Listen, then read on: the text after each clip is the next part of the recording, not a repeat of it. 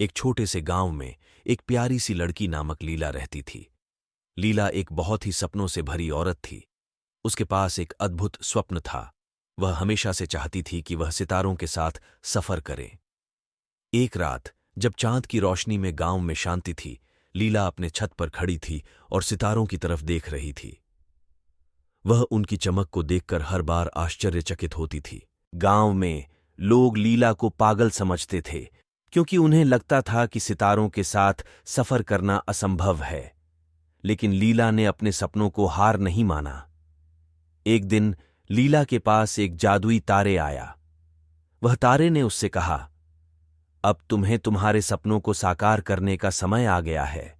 तारा ने लीला को एक जादुई घड़ी दी, जो उसे सितारों के साथ सफर करने की शक्ति देगी।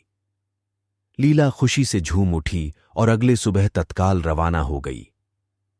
घड़ी का धागा पकड़ते ही वह सितारों की तरफ उड़ गई। सितारों का सफर लीला के लिए अद्भुत था। वह अनजाने स्थानों की खोज करती रही और हर रात नए सितारों के साथ एक नया अनुभव करती रही। लेकिन एक दिन वह एक बड़ी समस्या में पड़ गई। उसकी घड़ी खराब हो गई और उसे पथ भ्रमित हो गया। लीला डर गई, लेकिन फिर भी उसने हिम्मत नहीं हारी।